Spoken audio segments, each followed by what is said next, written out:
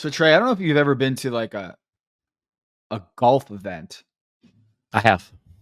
You have. Tell me Yeah. tell me about your experience at a golf event. Oh, me and Amin always would go to Waste Management every year before I moved. We had the VIP passes, get drunk, watch, and just follow. Sometimes we don't watch golf though. Most of the time, like towards the later end of it, you're just like, I'm drunk. Yeah. But I've been there. Yeah, I would go all the time. I think that was the only one that I didn't have to like pay or like like feel the pressure. That's kind of like for the casuals. Waste Mhm. management is for the casuals. It's just like it's let your hair down. It's people getting hammered. It's people It's like the just opening weekend in the March Madness where it's just people having a good time. And the stakes aren't so big that like it's not the final four. I've never done waste management. That seems like the you biggest should party on the scene. you should Less of a not golf even. event than like a spring break. I was gonna say not on even like feeling like, oh, I'm too old for this shit, but it's just like it is really just a fun environment, no matter how old you are. You know what I mean? Like Mhm. it's just good weather, good energy. There's drinks. It's hot as hell. Yeah. And yeah, and if you get one of the nice wristbands that we have been afforded to many years, you get to hang out in a little area and watch from the TV. So it's Mhm. pretty cool. Yeah. Yesterday, I got to do the Sunday at the U.S. Open, which is in Pinehurst, North Carolina, which is where my grandfather, after he was in the U.S. Army, decided to get into medical sales, made a couple dollars betting in the stock market, and then decided to retire in Pinehurst, North Carolina, which was this kind of nothing golf town. And then over Hmm. the years, it started hosting the U.S. Open in 1999, where Payne Stewart, the legendary putt on 18. Payne Stewart was a golfer who wore like the old school knickers, and I'm saying a hard K there because it's yeah. Um, it's one of those events that like when you see the putt in person, the green that he hit it on, it's like it's ridiculous. It's like a mountain range of a putting green. He hits the putt, he beats Phil Mickelson, and it's iconic to win the U.S. Open, one of the four majors. He grabs Phil Mickelson, who is about to be a father, and Hmm. it was on Father's Day, and he says to Phil Mickelson, "There's no better feeling than becoming a father." And Payne Stewart died just a couple minutes after, months after that. He was in a plane crash, and that 1999 Pinehurst U.S. Open is one of the most iconic moments in golf history until Sunday happened with Bryson DeChambeau and Rory McIlroy on 18 in Pinehurst yesterday. It was an epic choke job by Rory McIlroy. He was up by several strokes going into the final four holes and bogeyed 3 out of the final 4, including 2 putts under 4 feet that he missed. And he was 496 for 496 on putts that short this year. He didn't miss a single putt, and then he missed 2 that distance. They were gimmies. Like if you play golf, like when you get it within like 3-4 feet, you just Hmm. kind of look to Trey, kind of look to Mays, and you're like, we're good. We're good. You pick up your ball, it's a gimme, you move on to the next hole. There are no gimmies in championship golf. There's no gimmies in the PGA Tour. So he's got to hit these putts on 16 and 18, and he Yeah, missed them both. And pressure. That's like the last free throw to win the game type shit, but more pressure because it's you and it's not a team. exactly. The thing, Yeah. golf, I think what attracts Trey, I think what attracts By the way, I NBA got a players. mean putt game. My putt game is fire. My chip game is fire, but the long ball, pause. Mm, I mhm, struggle with. mhm. My drive game is not there. I envy people just because maybe it's my attention span or just the mechanics of playing baseball. Has That's a weird thing sometimes. Totally. I have a baseball swing, and I went to get a golf lesson last year, and they're like, Mhm. "You play baseball, obviously." And I was like, "I did, like in high school." And they're like, you can't go out like this. You got to go up and down." And so it's a thing where you're so used to that baseball swing, Trey, and it's hard to break that habit. Vertical drop, horizontal tug. That's the Yep, secret. there you go. I've learned that. So okay, epic choke job. Rory McIlroy. And it's weird because Rory McIlroy is the PGA Tour guy. So this is inside golf stuff. But Liv decided to steal away by offering Bryson DeChambeau, Dustin Johnson, Tiger Woods. Tiger didn't go. Hundreds of millions of dollars to leave the American PGA Tour and throw so much money at these guys. And Bryson DeChambeau was one of the first to be like, yep, I'm leaving. And then they got an illegal dispute, PGA Tour and Bryson DeChambeau, and he sued the PGA. He became like this villain, public enemy number one. And then he, like LeBron in 2011, people hated him. And he didn't came off as non-patriotic or something? There's a little bit of that, but also he was kind of petulant and like he just wasn't well liked, and he wasn't well liked by his peers either. Like it wasn't like this was just a media concoction or something where a golf old stuffy traditionalist didn't like him and that was it. It was also Brooks Koepka and Bryson DeChambeau had like a very viral moment where Brooks Koepka is doing a post-game interview or post-round interview, and Bryson walks behind him. And Bryson says something to him, and Brooks just like rolls his eyes, and he just goes, oh. In the most like, I hate this dude so much, and I don't want to say what I want to say. But Bryson was, I'm trying to think of a heel or just someone that most people just don't like. Like generally, it's not Dylan Russell Brooks? Westbrook, Dylan Brooks. But if Dylan Brooks was like MVP, really good, really good. Draymond, Draymond's a good one. Draymond might be it. Where and the difference is, he's actually won something, and then like he's like maybe if you're gambling and he won some money for you, that would be like if he was on your team, you finally like him. Yeah. But since it's golf, it's individual, you can't win the people over unless you just like consecutively win. Because that's what's happening right now with Max Verstappen in F1. Right? He's just too good. It's like, oh, I hate that guy. And it's like, I ain't gonna show him love for the dominance. Yeah. Cause he has a punchable face, but then I'll be like, dang, man, like how can I be mad? Because this guy is just really good, even though I'm a Lewis Hamilton fan. So it's like, it's tough, but continue. Trey, I think basketball, or I should say, I think golf is the anti-basketball. It's a team sport. It's played indoors, and the elements don't change arena to arena, really. Like, yes, the crowd noise, but the basket is the same dimension. The 3-point line is the same dimension. In golf, it's a purely individual sport. You're outside, and your only opponent really is Mother Nature. And I think that's part of the reason why so many really great basketball players fall in love with golf, is because if you've been playing your entire life, your entire success is dependent on other people, and you lose that control when LeBron James is depending on J.R. Smith to know the clock and score at the end of the game, and you can't do anything about it. Golf is really appealing to you because you are in control. It's an individual sport. And the other thing that I loved about yesterday is, as a spectator, and you had a little bit of this at the Waste Management. As a spectator, you're chasing the winners around the woods.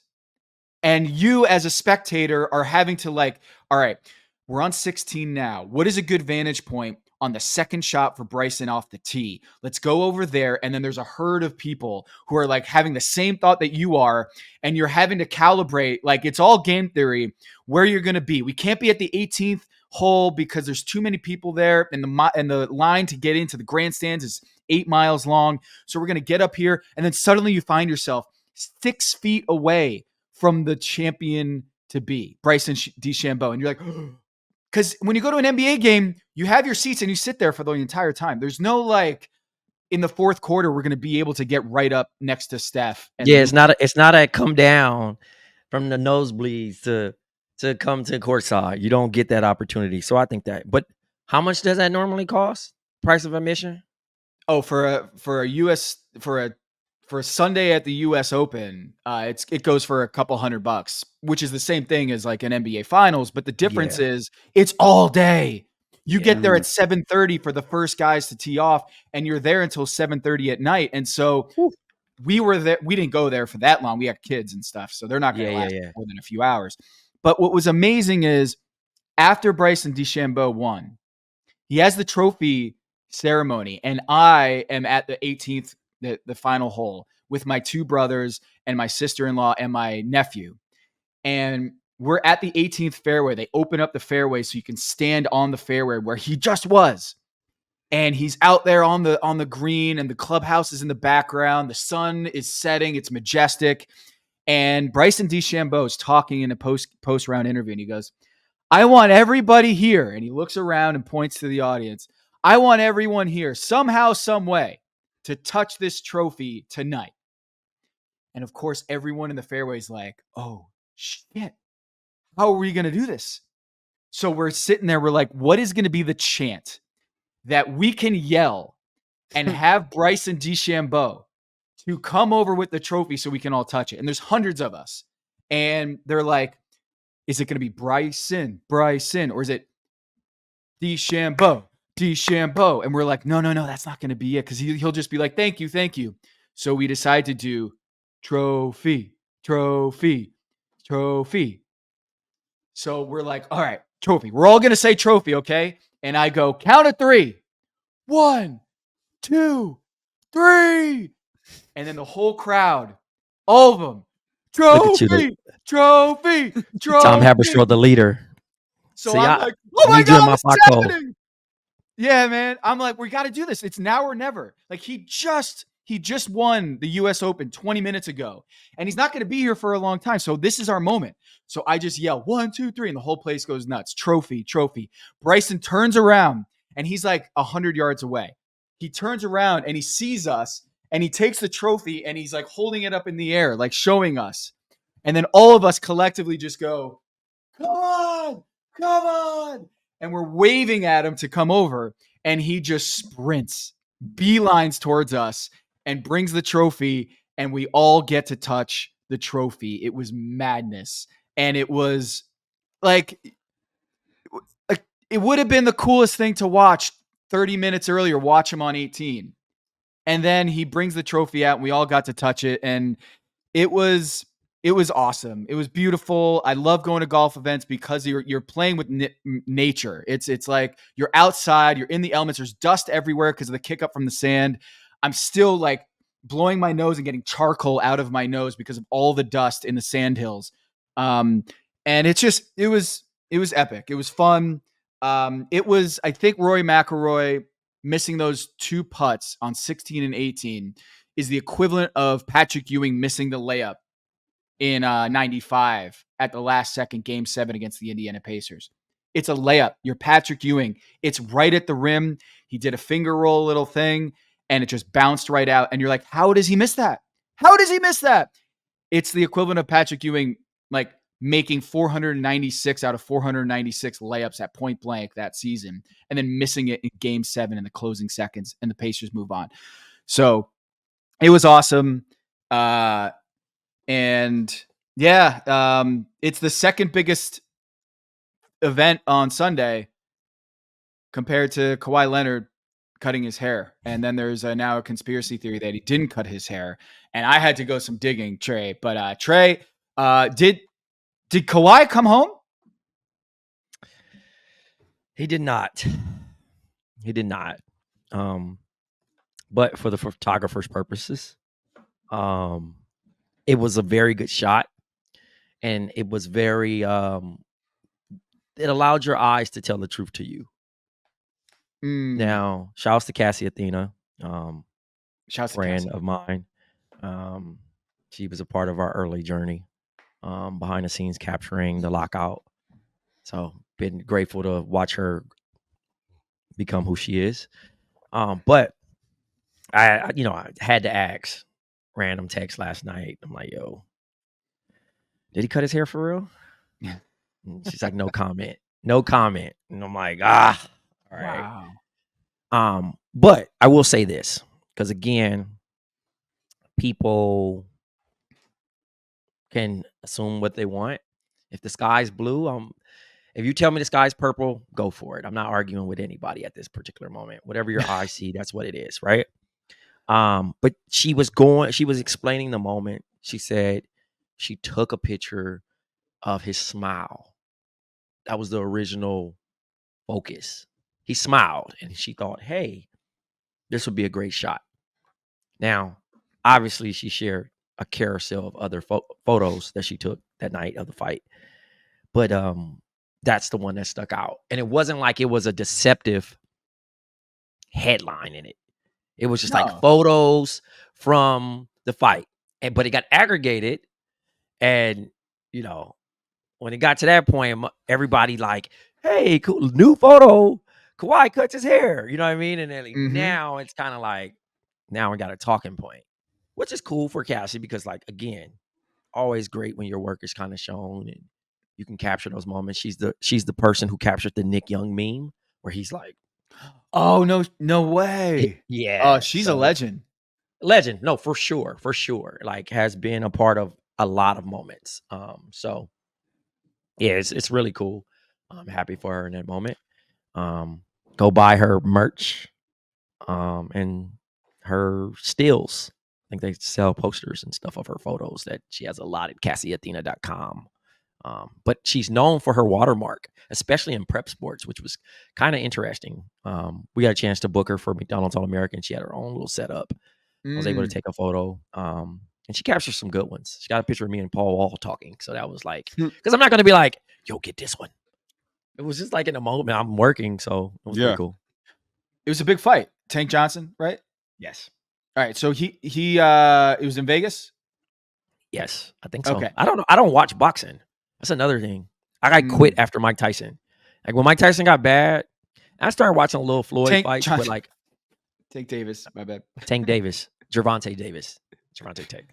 I know who he is, but I don't watch fights because I get so frustrated when I think like a certain boxer is landing punches and I think they should have won. And they're like, oh, we're going to do the rematch. And I understand. Like, it feels like advertising to me. It's like, whatever it is. You sick. But yeah, like I really was thinking about that. And I'm like, yeah, they're like, yo, you're not going to watch the fight? I'm like, nah, like I ain't into it like that. Cause I can't even track. Like the last time I really was into it was like, there was mad heavyweights. You know what I mean? Like, does heavyweight still exist? They do. It's like Tyson Fury, I think, was the big heavyweight guy. Like those big guys, right? Like a little while ago. And he lost. I heard about that because, like, in the group chat, the guys talk about it all the time. But that's the moment where I could be like, all right, I'm gonna go do something else because y'all doing it. I'm just out of touch. But yeah, heavyweight went from being the sexy name brand to middleweight is the one, right? Yeah, and that kind of happened with like Pacquiao and Floyd, and those guys are lightweights. Those are small dudes. So. That's an interesting transition. Nobody ever talks about because I loved heavyweight fights. Like I'd be like, all right, yo, I got Iron Mike tattooed on me, bro. Like, you know what I mean? Like I was really about that whole knockout the first round. But it's like baseball, right? Tom, you watch baseball. Maze, you watch baseball. I do not. No assumptions. Nope. Just because I'm white doesn't mean I watch baseball. Not a baseball guy. No, I just thought you were a sports guy. I thought you Giants hats. Come on. I thought you were. That is true. I represent the Giants, and so, I like to. I'll go to a Giants game, but I'm not watching the team. I went to a game, and I knew I was there for a special limited edition merch giveaway, and we left in like the 6th inning. That was very racist of me. Sorry, Tom. Maze. It's okay. It's okay. Yeah, but it happens. Like the analogy I was trying to use is like most people. Casual fans watch baseball for home runs, right? But the most important hit is the solo, the triple, the however it is to get the score, the RBI. That's the real thing. How many hits does he have? Inside baseball, literally, the little nitty gritty, bunt the guy over, get him to second. That's what the traditionalists love. Yeah. That's the true game of baseball. The other shit is very Hollywood, great. It happens every once in a while. Just because you're a big slugger doesn't mean you're going to knock it out of the park every time. You know what I mean? But like, if you don't know, you're going to be like, oh man, like that.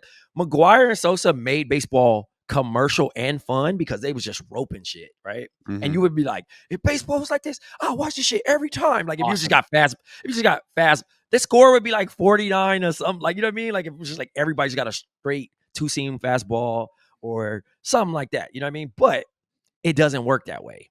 And then that's the same thing with like, boxing, watching Floyd be the defensive magician he is. And you're like, this is the fundamentals of boxing. And you're like, this is fucking boring. Yeah. I want to see some already. Yeah. I want to see some fucking haymakers. I want to see some jaws broken. Right. But they got some new personality. This is a guy now. I seen this clip floating around where he's like dodging people like he's damn near dodging a bull. I don't know bruh's name, but I would be interested to watch his fight. You know what I mean? Like, he's just dodging crazy, but he's doing this little dance thing. And it reminds me of Prince Nassim. Because Prince Nassim was fun, man. He was fun. He was like, I think, 99, 2000, which we were just all into the, like, coolness. But then he started getting knocked out, and then that shit was over. Because that's the thing with boxing. They love you till they don't. Soon as you lose, woo! Yeah. They don't stick around too much, man. You don't get the 2 losses too well. You know what I mean? Everybody likes a sexy undefeated 39 knockouts. Michael Buffer saying the champion of the world, the undisputed. That get people excited. When you got 2 losses, you better have an amazing comeback story where you've just been knocking shit out lately, the past 16 fights, and now you're the best available. Because nobody cares. That ain't no champ. That champ, hey, what's up, champ? That shit is gone. It's given to the next person immediately, and that sucks. That's got to be a sucky feeling. Like you lose, and everybody just moves and goes to the next person. Or they just talk about Kawhi Leonard's hair. Yes. That's the big story from yesterday. That's the big story. That's how we got there. Yeah. Welcome to the Coming Home podcast. This is Mondays of the OG show. We're here with Trey and Maze and I. We're talking U.S. Open at the top, and of course Kawhi Leonard and boxing. But we really do. I think we should talk about this basketball thing that's happening, which is the NBA Finals. We'll talk a little bit about that. We're gonna talk about this weird thing that happened on Friday night with Charles Barkley decided at like 1 a.m, announced that he's going to retire at the end of next season. We'll get into that.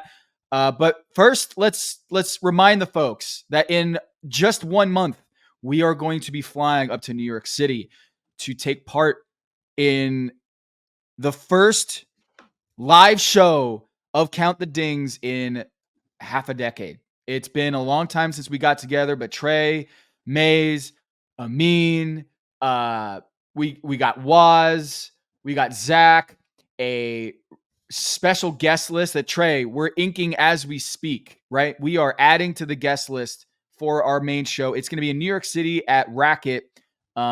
Tickets are on sale, countthedings.com/that. Sure. I think that's good. I was gonna say, is it AXS.com and then search? That's how we explained it on Bomb. We said go to AXS.com, search Count the Dings, and you'll find it. That's right. But if you're a Patreon, you know where to find it for sure.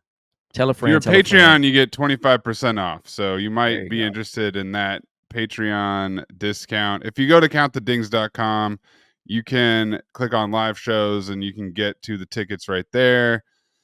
You can also find it on the socials, the Instagram, the Twitter. It's all there at Count the Dings.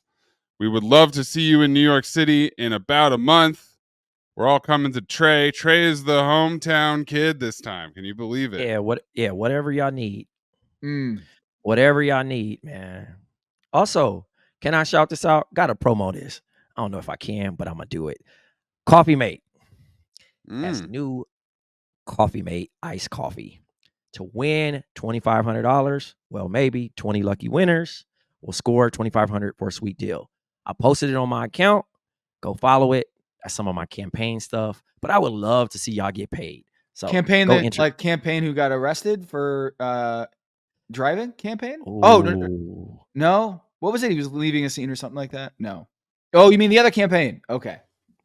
Coffee Mate. Yeah. Coffee Mate has new iced coffee. That sounded like that was an ad that we didn't get paid for, but it's my work. So sorry, Ben. I love a good iced coffee, especially in the summer. Yeah, sorry, Ben. We're doing extra ads now for Coffee Mate. Yeah. But yeah, it's a sweepstakes. Get in there. I mean, I would love for people to get money, so I don't care. Exactly. I just booked the talent. Speaking of sweepstakes. Oh. No sweeps here. No sweeps here. The stakes were there.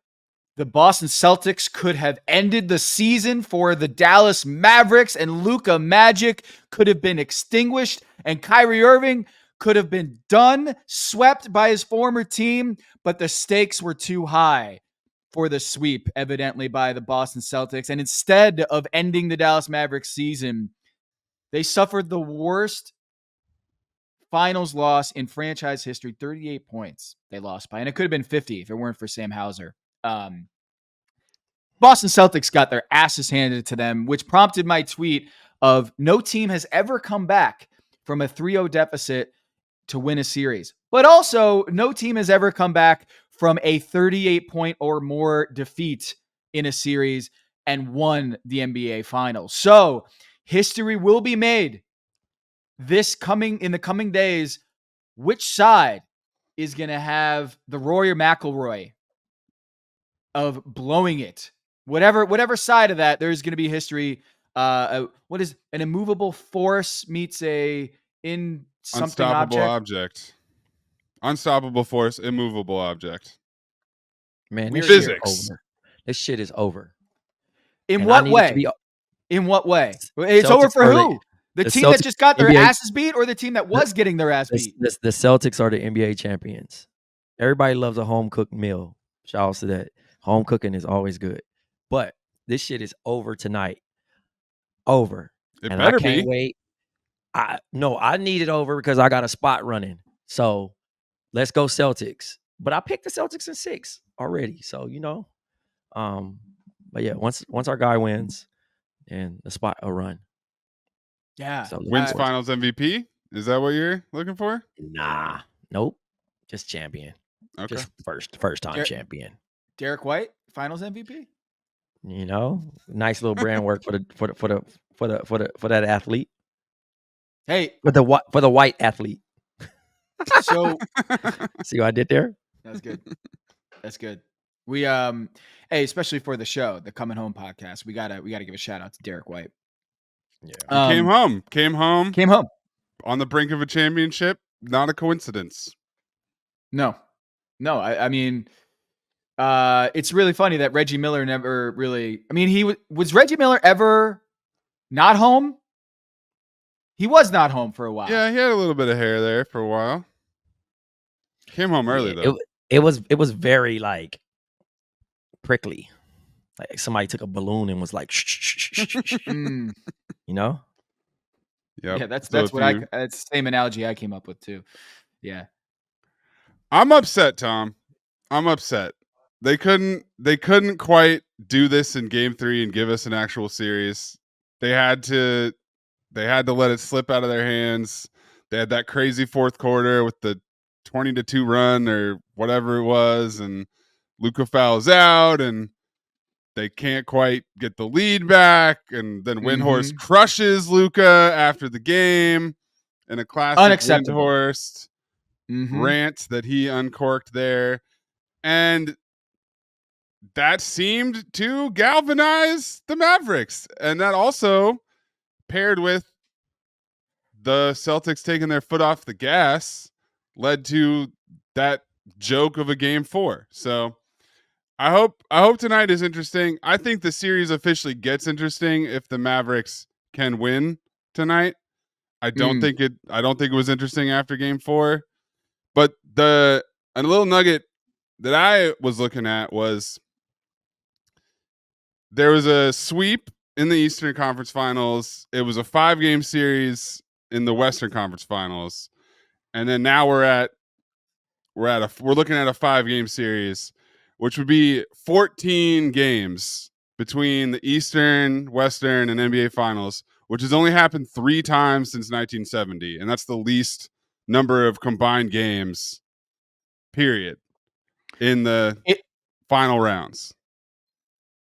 It's very clear that you did your own research here. I did. I had to.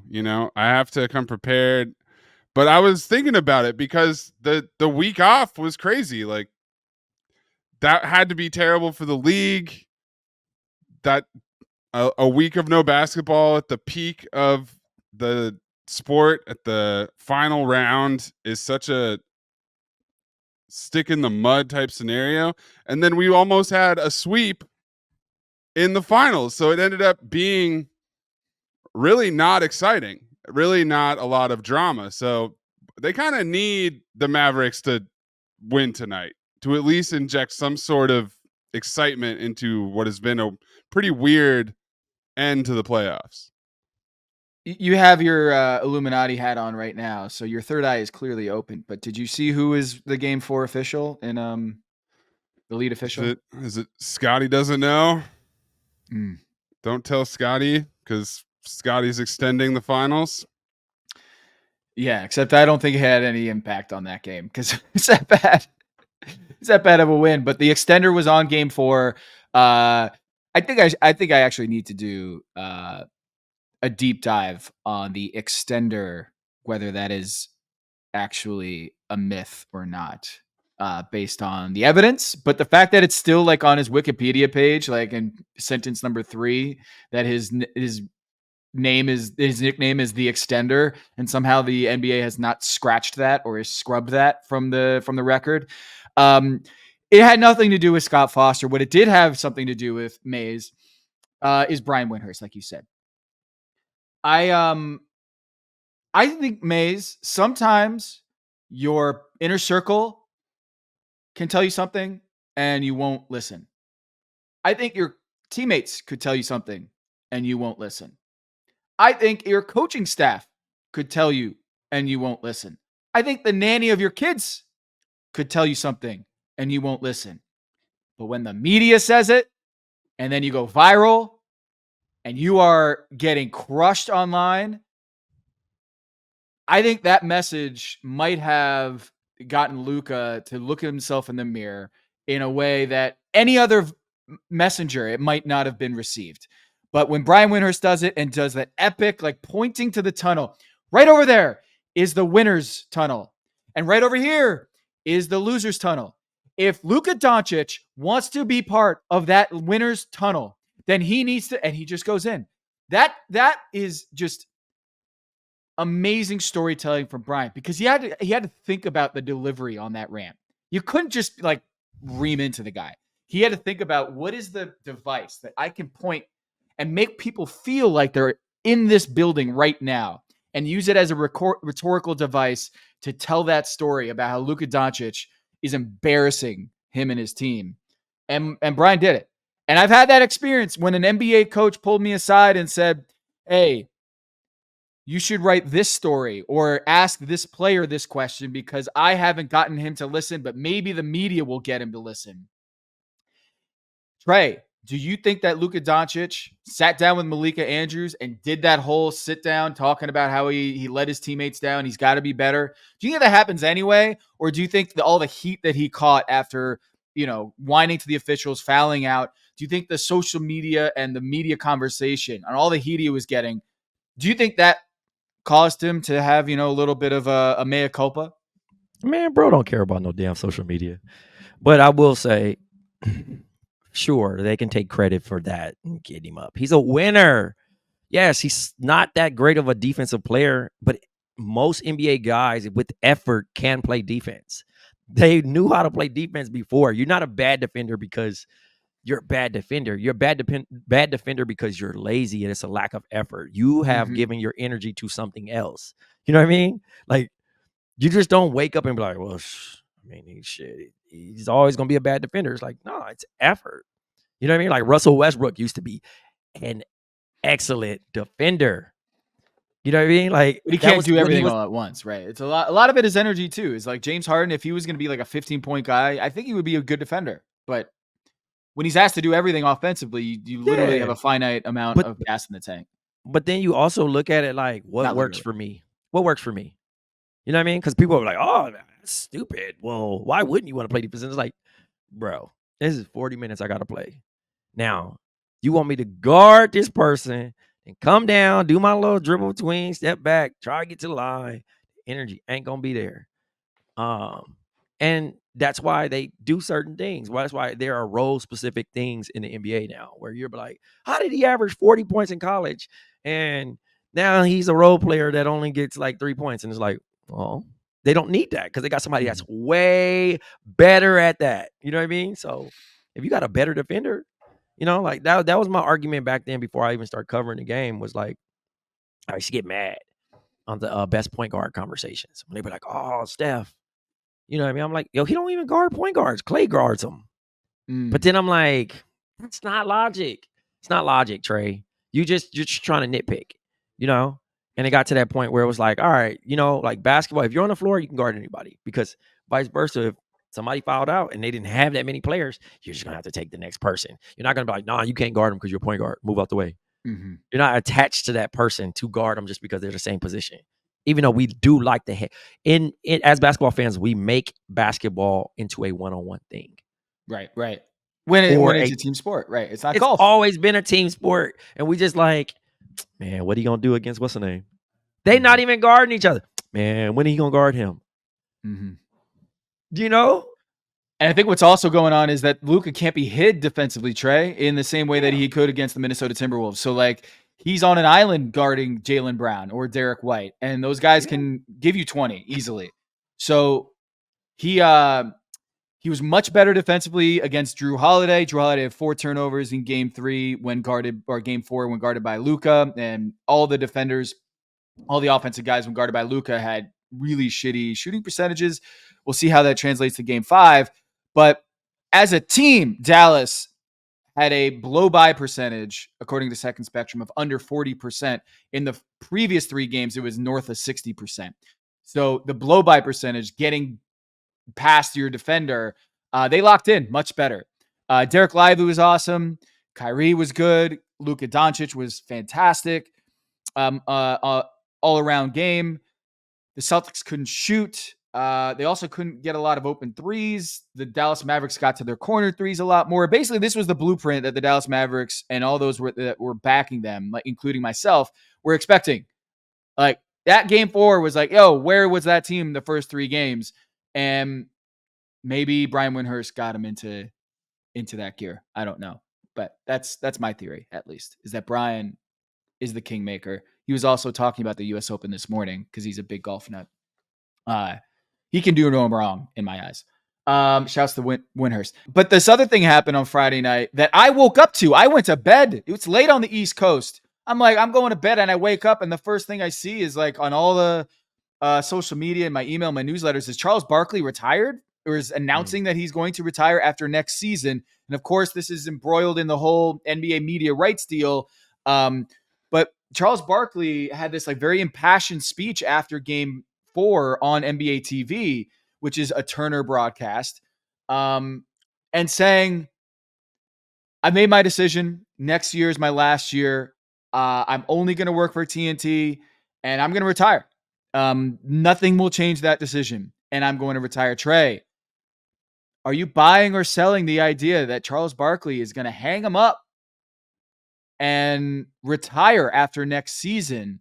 Because it's looking like Turner Broadcasting is not going to renew or have the ability to renew their TV rights deal. And it looks like Charles Barkley might be a free agent for the first time. And he's deciding, nope, I'm retiring. I think it's very true. He's been there like almost 25 years now or something like that. You know what I'm saying? So it's a very possibility. But like I said about the the Dan Hurley situation, the right job, the right offer turns you into a liar. Mm-hmm. So if whoever it is, whatever next broadcast company comes in with an offer he can't refuse, then he's gonna go. It's not a but you said. No, everybody has a I will never situation until and everybody has a price. You just got to know. You got to be comfortable with yourself. And right now, he enjoys working with that group that it's like, I ain't going there. I ain't doing that. It's that and the third. You know I think Charles is back. I think he's back. I think he was in his feels a little bit. I think he's been down. Yeah.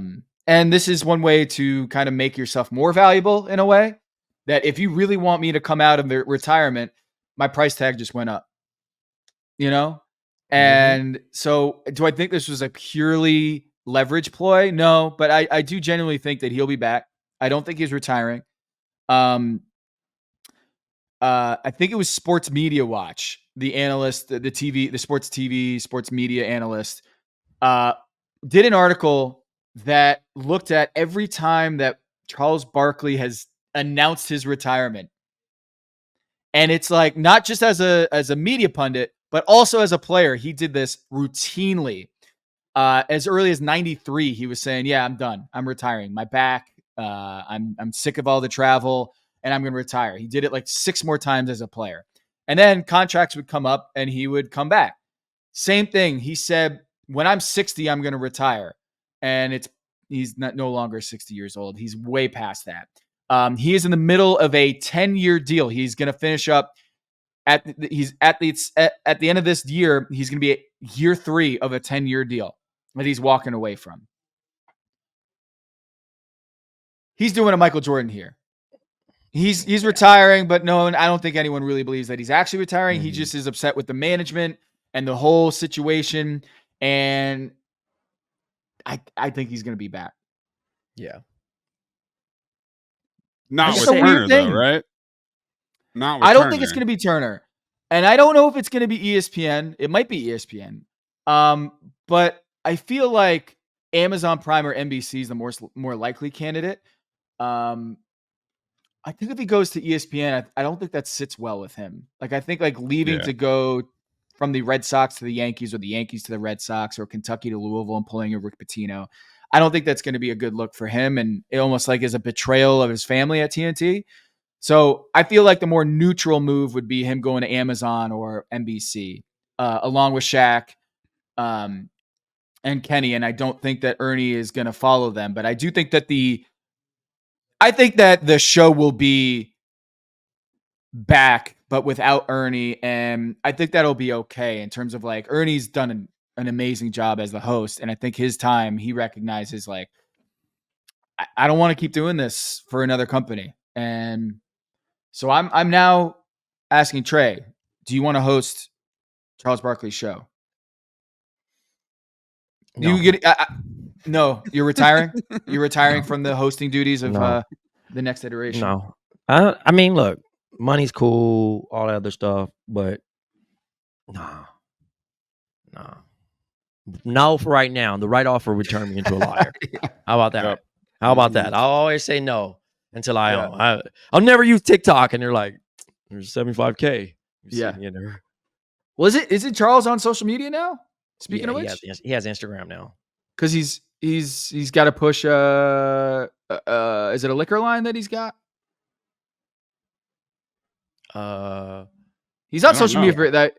Yeah, he does have some. He has some liquor now, but I mean, he should have been on. But he would have been really good at it. But he's really just showing his age too, where he's like, I'm kind of glad that Michael Jordan and people aren't on there. Like even the Jerry West statement, I still thought that was so fucking cool. That like, you got to give a statement now. Like it's Michael Jordan chiming in, and he's just giving a statement, but he's not tweeting it. He's not posting some picture.